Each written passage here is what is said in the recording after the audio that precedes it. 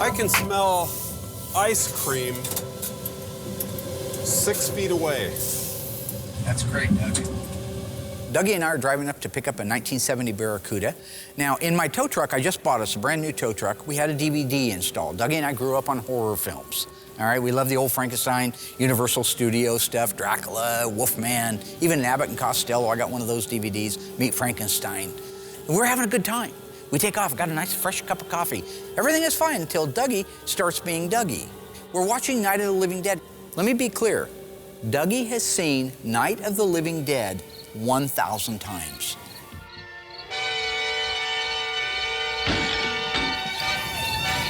Is that Barbara? No, it's not Barbara. Well, who is it? I don't know. Johnny? Johnny's dead. Johnny who? Johnny, her brother, the one that says they're coming to get you, Barbara, that we use in the show all the time. What's she doing now? Who? Johnny. Johnny's not a she. How do I know that? Well, this ain't the crying game. Crying game? Who's crying? Nobody's crying. In the crying game, when he pulls the shirt open and he shows his meat and two veg. I don't know what Mark was talking about, meat and two veg. I don't know what movie that's from. All I know is I like chocolate brownie thunder ice cream. I wouldn't watch that kind of a movie. You watch worse movies than that. Like Night of the Living Dead. Night of the Living Dead's a great movie. It's a cult classic. If you say anything about it again, you're going to walk the rest of the way to Salem. It's my favorite movie. What is? I don't want to walk. You know how exhausting it is? Ask anybody at the shop. Ask Will. Ask the guys in the assembly shop. Ask the camera guys. It's exhausting. You can't win a conversation with them. It's like a virtual game of tic-tac-toe. All right? The very best move is not to play. That's from War Games, 1983. Right now, my left arm is going numb. They'd say that's one of the first signs of a heart attack. And I was perfectly fine an hour ago. I need to check my cholesterol. You know, one of these days, I'm just going to vapor lock right behind the wheel of the truck. We're all going to die. I'm going to have a heart attack. It's going to give out because the blood pressure's through the ceiling. All right? Maybe that'll make him happy. They're coming to get you, Barbara. Buried deep in the Pacific Northwest, one team in Springfield, Oregon, takes on the impossible, finding dead Mopar muscle and bringing it back from the grave. Award-winning master of Mopar, Mark Warman, his cousin Doug, his daughter Alyssa, his best friend Royal, his painter Will, and the rest of the GYC ghouls are restoring, resurrecting, and recreating some of the fastest, fiercest, and rarest muscle cars on the planet. This is Graveyard Carz. The good news is I didn't have a heart attack, and we made it to the lady's house with the Barracuda. So, one for the kid. So Doug and I are out in Cheshire, Oregon, picking up a 1970 Plymouth Barracuda. I got the strangest call last night from this nice lady that said she had a 70 Barracuda. As she was describing this car, which you never find local cars. You car guys know it. No, there's never anything in your backyard anymore. Everything comes in from tens of thousands of miles away.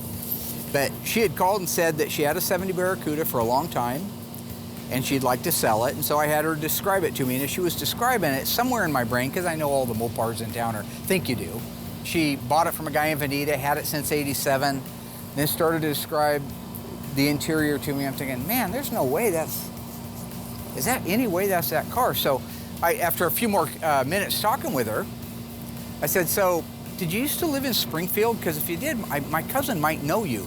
And she goes, is your cousin Doug Oldham? I said, well, we call him Cousin Dougie. Yes, that's him.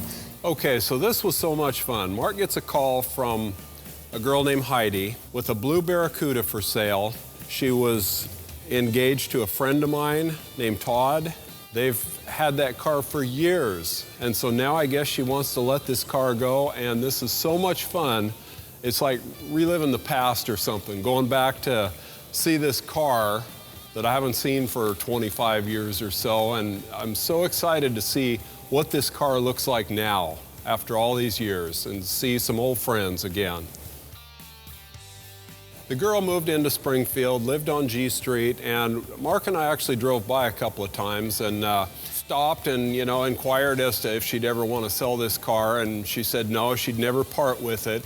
She named the car Annie, from Dreamboat Annie, the Heart album, so she's got some real sentimental attachment to this car. Mark, her name is Annie. Her name is Annie? Yes. Heart, Barracuda, Dreamboat Annie. Oh, yes. Very good. Those of you at home who own cars, a lot of times name your cars Betsy or Old Rusty or Blue or whatever. And I just think that's cool. That just means that thing has been not just transportation for her, but an actual family member. And it's just funny how these little cars, these little nothing cars, not just Mopar, but any car, can become a fabric in the lives of people. Anyway, we made a deal on the phone. We're just out here right now getting it loaded up. It looks exactly, it might even look a little bit better than I thought it was gonna, but it's been set in a long time, so it'll need a little bit of work to get going. But just to find a 70 Barracuda in today's world, Intact in one piece. Intact and in one piece, and allegedly will run, and I believe it, the original numbers matching engine. We just unloaded it from a trailer. So we show up to Heidi's house to pick up this car, and naturally, she's got a trailer parked in front of this car. Well, it wasn't bad enough that the trailer was in front of the car, but there was an engine on an engine stand in the trailer. Mark and I have to take this 6-cylinder engine and muscle this thing out onto a pallet so we can load it up in our van by hand. I wish we had our Doosan forklift for that. Once we got the trailer with the engine and everything out of the way, we were able to move the rollback into position, lower the deck on it, and get ready to load this car up. I haven't even checked this car out yet. I just know that it's a good old car and that I want it, and it's in my backyard, so I'd be an idiot not to take advantage of the entire situation. All right, Dougie, let's take a look at this old bad boy. Is she tied down? Yeah, it might be. Oh, just hooked. Nope. Oh, look at that. Somebody painted the grill black. Looks familiar, don't it? It does. That's the first thing Dougie did to his Barracuda. Couldn't wait to paint the grill. Couldn't wait. So when we show up to see the car, the thing looked great overall. And one thing that caught my attention was the grill, which originally was argent silver, just like mine, and they painted theirs flat black as well, and that made me feel a lot better about mine, which Mark has harassed me to this day about. The rear panel was painted flat black, just like mine. It looked good. The car looked good. He wanted an AAR Cuda, and his daddy wouldn't buy him one, I guess. I don't know. I don't know.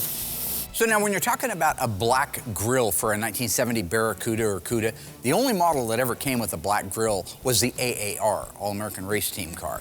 It was a smooth, matte finish black, all right? Now, Doug's car was a Grand Coupe, so he had the bright argent silver grille and matching tail panel on it. And I gotta admit, when he did paint those black, the car really did start to stand out and look much more ominous than it did. Although if we were to find his original car and restore it, we'd put all the argent stuff back, because now we're OE guys. Back then, we were butchers. Hey, that looks all right. White interior. It's all there. Oh, is it? Yeah. Oh, my gosh. Well, Dougie's in heaven now. I loved my car being a Grand Coupe because I had a full white leather interior. You know, it was different. Everybody else had black interior, whatever, but mine had white leather, and I loved it. And this car has white interior, too, and it makes it that much more appealing to me.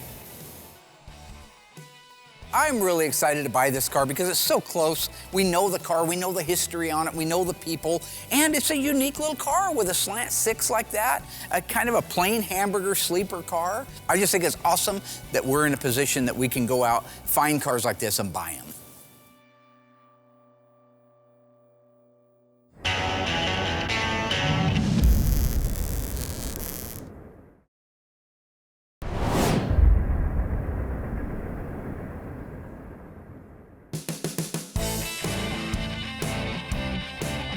In 1970, Plymouth made 179 383 4-speed convertibles. And this is one of those cars. My favorite option on this car is the hood blackout. Sorry, Will, that's actually V21. Victor 21 is the correct sales code for that. And it's not called hood blackout. It's called performance hood treatment.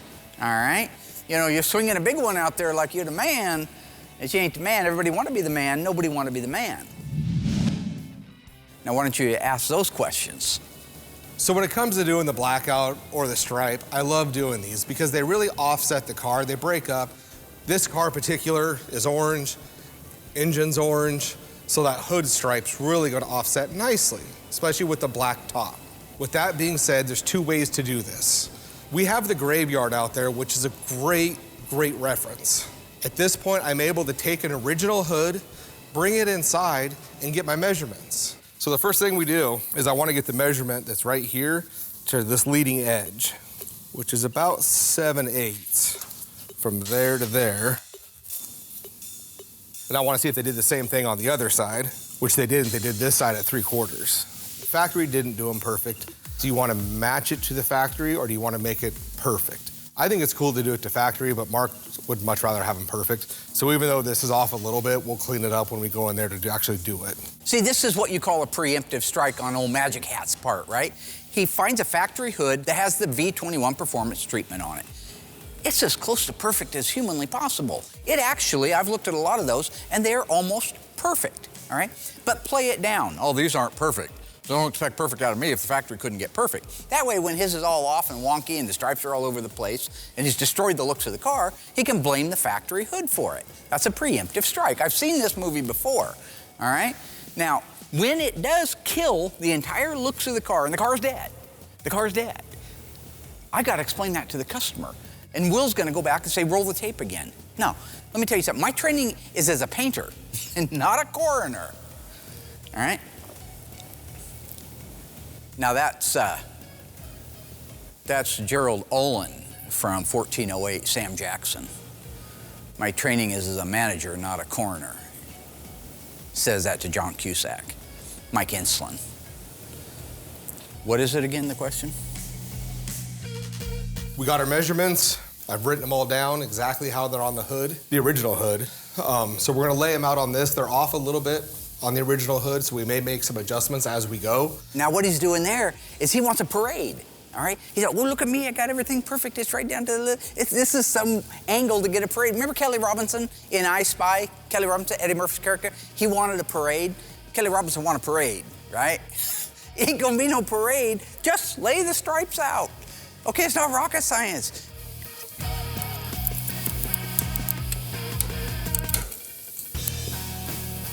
I Spy is where Gondars come from. The world famous Gondars. You see a lot of hashtag Gondars. That's from me, right?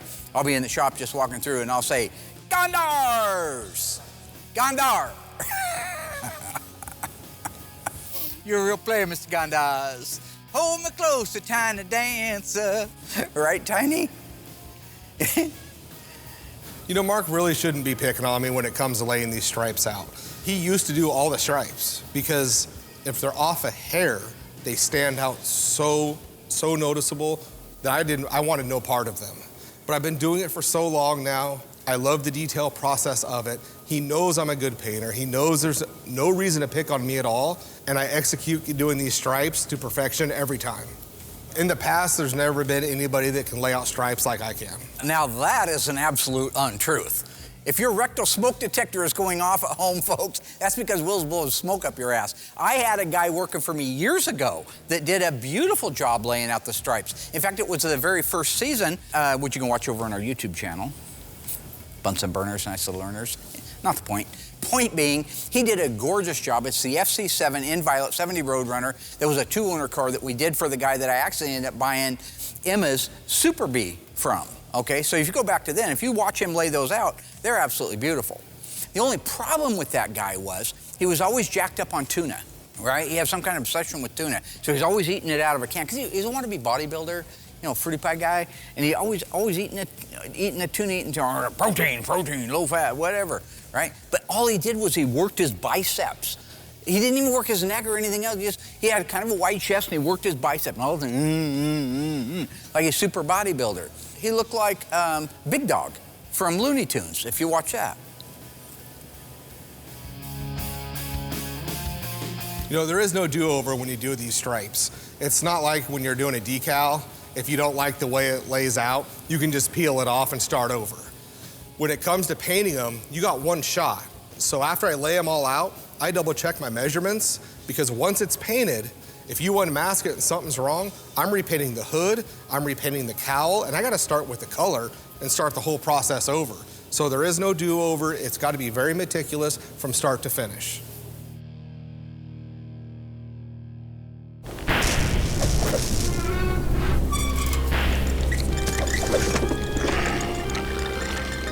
In a previous season of Graveyard Cars, this beautiful 1970 Dodge Charger in my favorite color, FK5 burnt orange, factory 426 Hemi 4-speed car was restored to perfection. How many 70 Dodge Chargers with a 426 Hemi and a manual 4-speed transmission were built? Is it 16, 26, 56? If you remember or you think you know the answer, stay tuned right after the break. I'll let you know how you did.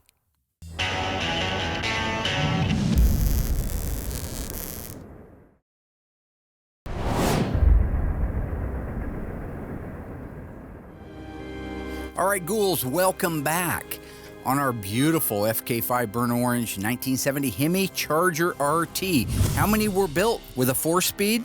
If you said 56, that is exactly right. Good job. You paid attention, or you know your Mopars.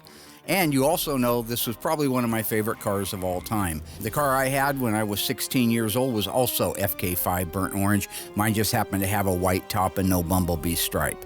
This thing is a black vinyl top, white bumblebee stripe, bucket seat black interior, and to top it all off, all numbers matching. It also was one of the biggest reveals we've ever had in Graveyard Cars history. You know I can't say it enough. It's just really great to see the car just about all done. Real pretty. Did a great job here. Now here's a little inside tip of the day. The reason I chose today to go up there with Doug and pick up the Barracuda is because Philly Steak's in town. Yeah, he coming in to check out the car. He calls me up, I want to come check out that car a day before Cindy gets here. Oh, no thank you. That means he's gonna come in, crawl all over the car, find every minute mistake or detail error and document it like it's a big thing. So I don't need to be there for that. I don't need to have my blood pressure driven through the ceiling. While walking around the car, it was nice to see a bunch of the parts I supplied actually on the car again instead of just in a box or on my shelf. Noticing some of the things, like I took liberty and I added the passenger racing mirror. I just feel a car looks unbalanced if it only has the one side. As bright as purple seems, it's really a darker color. So anything that's bright, like white or chrome, really stands out on the car. Like another thing was this car originally had a black vinyl top, and we opted to go with white because the black sort of gets lost with the purple, but with the white, it just pops. Yeah, this flip-top gas cap is an NOS one I had in stock, sent out to Mark and the guys, and they put it on the car. It looks great. NOS stands for New Old Stock, which means it's a brand new part that hasn't been used, but it's an old stock part, which means it's old from back in the day, around period correct, 1970-ish, for this car. Some items are date-coded. So NOS is a term that's misused a lot. The ones that were made in the late 70s, while they're still NOS today, they're not assembly line correct, and that's the big difference. And there were certain parts that were supplied even back in 1970 that weren't correct and true to the assembly line parts, because the different vendors made them. Maybe one vendor supplied the assembly lines and other vendors supplied the parts chain. And also too, there's variances, like I make the thermostat housings. And there it is, folks, the gratuitous Tony's Mopar parts plug. Can't do a bit without that. I have about 10 different examples of different fonts used and sizes on those, probably because it was such a commonly used part. It's sad, man. It's just sad. Don't see me grubbing for money on TV. Your coin, your Bunsen burners, to make some Bunsen burners, nice little earners. Which you can watch over on our YouTube channel. Bunsen burners, nice little earners. You know what I'm saying?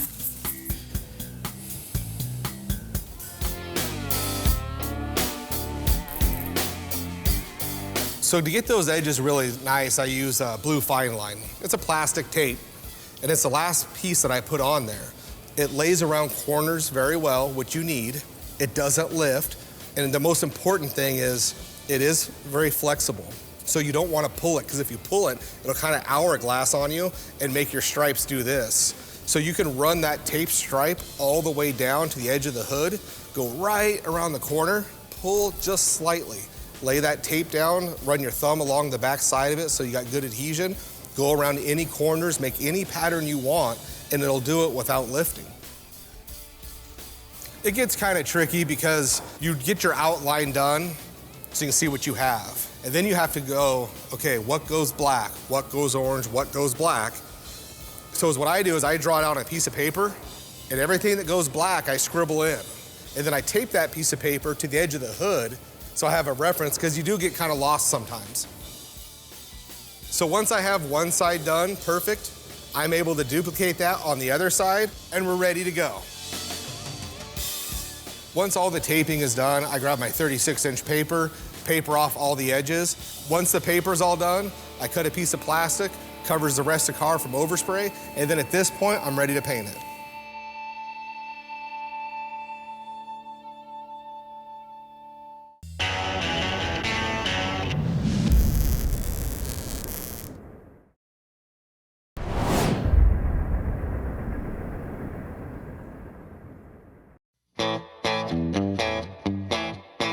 I love this little car so much. I love the lettering on the fenders, although mine was a Grand Coupe and had the Grand Coupe crests on the fenders and the rear trunk lock. It just reminds me so much of my car.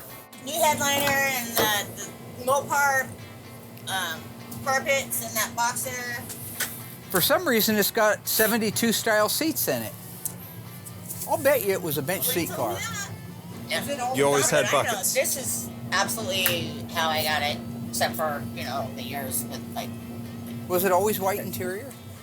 Yeah, this is the way you got Yeah, we haven't done anything to it, but by a new headliner and the carpet that's in the box. Doug, if it had the wood grain inserts here and I didn't have your original ones, I'd say somebody put this white interior in the car. So what I'm talking about that is on the Grand Coupe, it's supposed to be the luxury edition to the Barracuda. On the trim panels, normally in this recess, it's just the vinyl. You don't see anything. It's whatever, the plastic trim panel.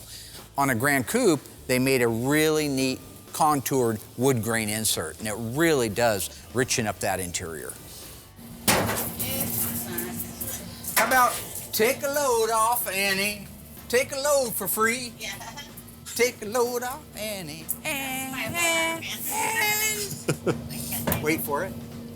You put the load right on me. Oh my gosh, he's trying to dance there. It was a blue interior. I think it's pretty interesting that this car had a blue interior and they changed it out to white. My car had white interior and naturally they had to change it out to black interior.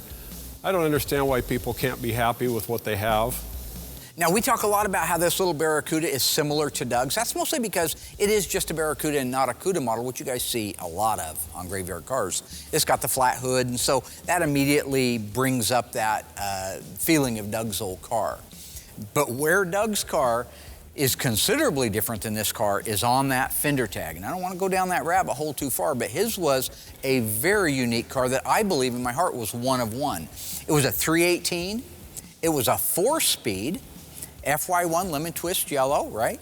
White leather bucket seat interior, overhead console. Yeah, my car had a lot of options. I guess I didn't appreciate it the way I would now. It did not have a vinyl top. That's why it's FY1 up higher. It was AM 8-track, light group car. This thing was loaded, and it was a Y14, meaning somebody actually ordered that car. So to me, in my mind, that very likely was a one-of-one car. And the truth is, I actually know where that car is. Taillights look great. The chrome's good on them. Real nice detailing job with the black around the taillights. Body's real nice and straight, too. You know, to the good body work that was done, which was very little needed because this is all original sheet metal on the car. Tony is right about the car. This was a California car, so it wasn't rusty. There was a couple of patches in the bottom of the quarter. I think we had a small patch in the driver's floor, but the rest was good, solid, all original metal on it. The right front corner had been tapped at some point, so we had to do a little bit of work to the right inner fender, but otherwise, really great, solid car.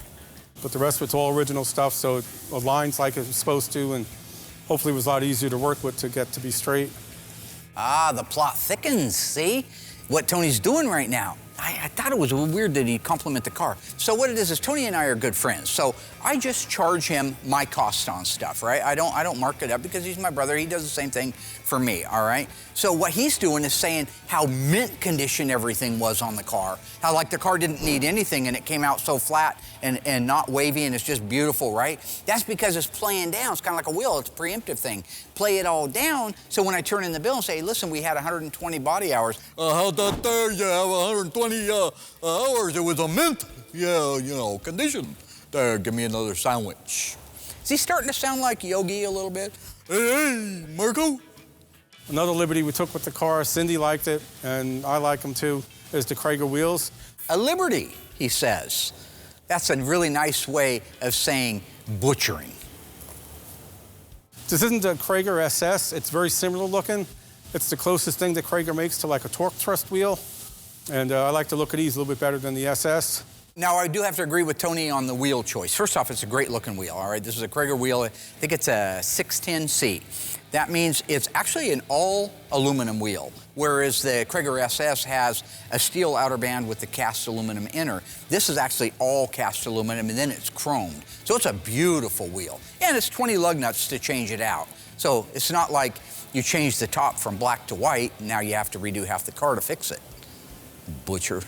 God, I wish Darren was here to see this. He would just have a field day with it. Where's the shifter booter? What's the deal? Didn't restore the car, Darren. Is this missing some trim here? He wanted those taken off. What's the deal with the tips? He wanted the 71 to 74 tips on it. So it's usual you never quite finish them even when they go. No, I didn't Darren, get that's how paid the to do a car came out. restoration. It's a collision job. I understand that. And this was an NOS mirror. I sent them out for the driver's side also. There's another liberty I took, or a couple really, on the interior.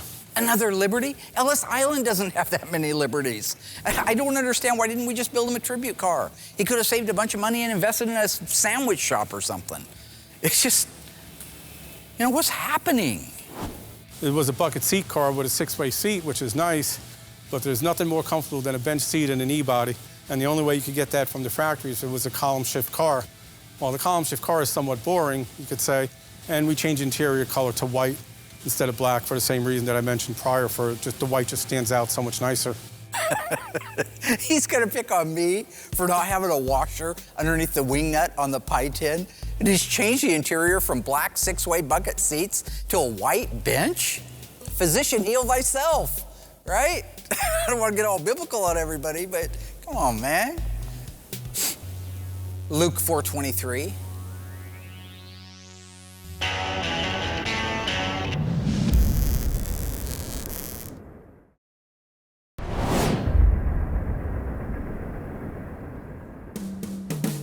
Most of the time when you're sitting in an E-body, you feel like you're in a hole and like you're a little guy looking behind the steering wheel. With the bench seat, you sit so much taller. You have much better vision and view. I also added the tough wheel on the car. Oh, a tough wheel. A tough wheel. Good call. Mind if I just check the sales option code book real quick here? S84, S84. I don't see the S84 option in a 1970 E-body. That is so weird. The tough wheel is actually a smaller diameter than the standard wheel, so it makes the steering ratio seem quicker. The instrument cluster is beautiful on this. Instrument Specialties did a real nice job. We stayed with the black headliner instead of white, just for cleaning purposes, and very happy to see it done and very happy to see the progress. Long time waiting. Here we go again with another liberty I took. Another liberty. It was originally a black body side molding car, and we opted to go with the white stripe. Again, it stands out. It just looks really good and ties all the white in together. Looking at the front of the car, the grille is just gorgeous. Such a nice job on that. I believe they restored the original grille, and Cindy will be real happy when she sees it. It was a bench seat car originally. Oh. What? It was a bench seat car originally. I love it. I think the bench seat is so intriguing to us now because all the cars we do are bucket seat console shift cars. Whether they even started life that way, that's the way we see them now at the car shows. I think they look like a bucket seat from the front and from the back. It isn't until you look down and see that they're not actually separated that you realize it's a bench seat. 9/24, October 24th is when it was born, 1969. V5X, you know what it used to have on it? Those ugly body side moldings. You know, these body side moldings, the V5X, they were really popular. I understand that the point behind them was to save door dings on the side of the car, but it's ugly. So what would you rather have, a few door dings on the side of your car or this ugly molding that looks worse than any door ding in the world? If you look at our green car, the 70 Challenger RT SE that we did a few seasons ago, it had that, had got to put it back on. It's an original numbers matching car.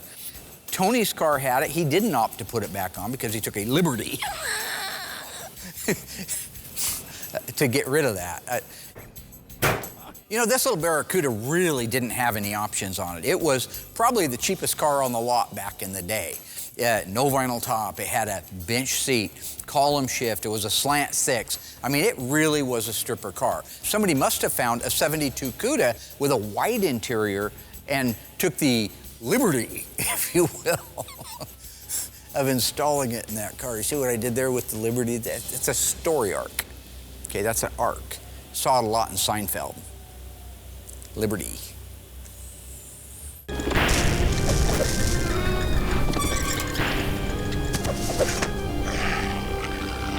In a very early season of Graveyard Cars, we restored this gorgeous one-of-one 1970 Dodge Challenger, an FC7 Plum Crazy, loaded with options. True or false, this car was a 4-speed. If you remember the car and you think you know the answer, stay tuned after the break. I'll let you know how you did.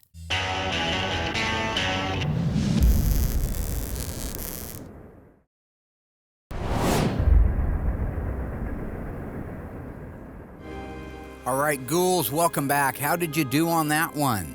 The question was, true or false? Our rare sunroof option 1970 Dodge Challenger was a factory 4-speed. If you said yes, you're wrong. That car was an automatic on the floor with console. This car, to date, was one of the most loaded cars we've done. We're talking houndstooth interior, rim blow steering wheel, luggage rack, V21 performance hood treatment, black vinyl top, power sunroof, front and rear bumper guards. This thing was loaded. It's nice to actually see the parts on a car instead of just having them as parts. The original battery cables. Nice thing is on the positive cable, there's distinct different color between the two different cables on there that the reproductions don't have, and even the later service, the NOS service parts didn't have either. Both of those cables, the negative also is NOS. Along with the voltage regulator, that's an NOS voltage regulator, dated correctly for the car. Even the distributor, it's an NOS distributor. Did a nice job with that. Another thing that's in your face part is the upper hose. That's a correct original NOS upper hose. Real busy under the hood. I've never really had a lot of cars with air conditioning, but it takes up a lot of room. A couple things Mark made mistakes, but it's okay. That's why I'm here to help correct them. And we're off to the races. Let the games begin. The finish is wrong on the hood latch, the primary hood latch. It should be more of a brownish, greenish color. He can get that replated. And also, he neglected to put the washer underneath the wing nut for the pie tin. All the original cars had a washer underneath there, so when you spin the nut down, it wouldn't tear up the paint on the pie tin. Why don't you change that there interior over to white? Why don't you put a white top instead of a black top? Let's add a white stripe to it. Let's put a right-hand mirror on it. It's gonna be fun. Don't forget that washer. It's a wee. It's a wee. That there is a wee. But still need a couple finishing things. Obviously, the wipers aren't on yet, and the seal on top of the cowl. But that's just a quick minute to get those assembled on the car. Real pretty looking, real nice. I'm happy to see it. And also, that's an NOS heater control valve. I had sent them out, and looks like it's working because it's holding pressure. Wiper motor also. That was a new old stock wiper motor I had. A lot of these parts I just keep in case it ever comes to the point where I need them for a car. Then if the opportunity arises, like this car did, I wanted to put the right stuff on it. Not that Cindy will care when she's driving it, but I care, and they bother me, so that's why I do it. Yeah, I've got to ask Tony D'Agostino, the sandwich man, if those wheels are supposed to be blue like that. Now, what I'm talking about is a standard issue wheel. So if you didn't option any other wheels on this car, you would have got a wheel painted body color with a little poverty cap in the middle of it. In this case, We have a wheel that appears to be painted body color from the factory, but it has a full wheel cover on it. I think somebody found those and put it on. That's just what I wanted to confirm with Tony. I think originally it had the dog dish center cap, which I think is a really neat looking wheel. That's the original carpet in there. Somebody took apart a 15 years? 72 Barracuda. I've owned it since 87. Yeah? I don't know. Due to the math, I've owned it 30. See, there's the original door armrest pad. I love it. I do too. Oh, man. All right, so I think we ought to load this thing up. I ought to give her some money, and we ought to get her loaded up. What do you think?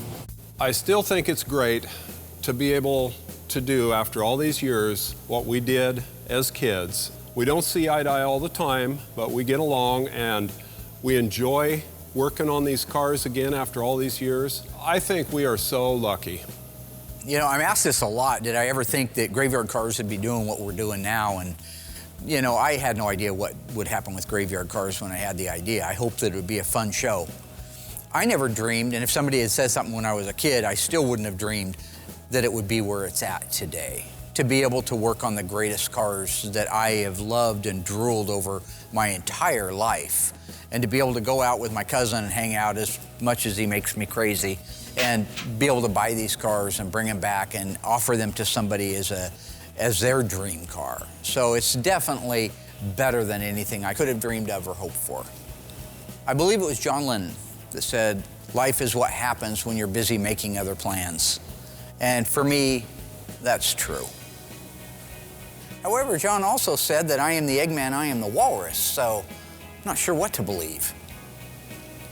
That was Tim Canterbury from The Office, BBC. So.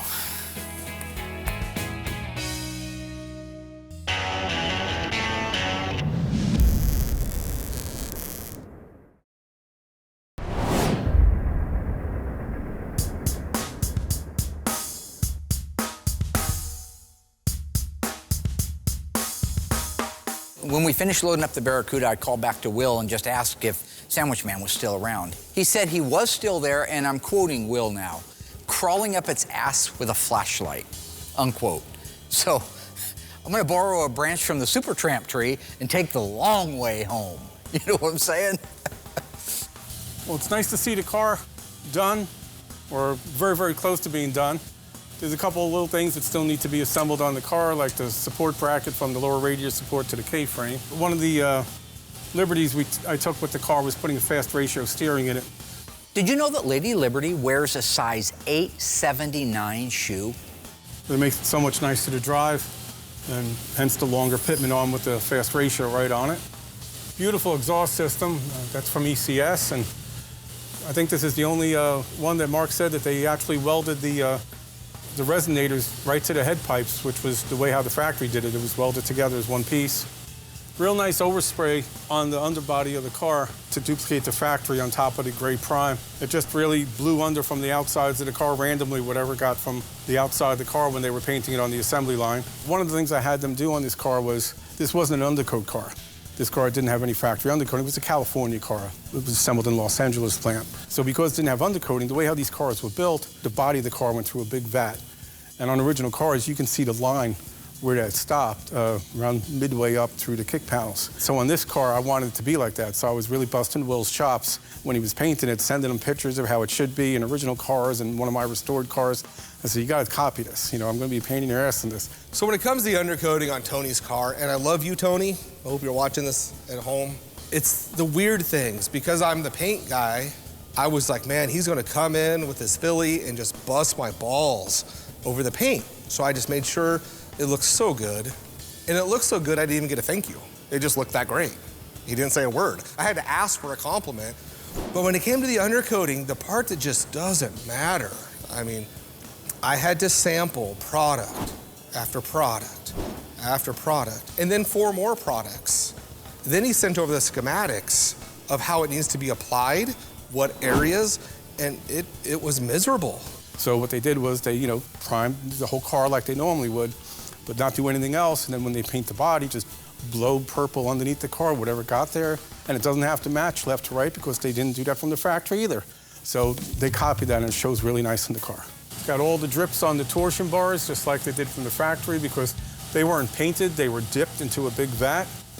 There's a California car, emissions car, so that's why it has the third line for the vapor return to the fuel tank.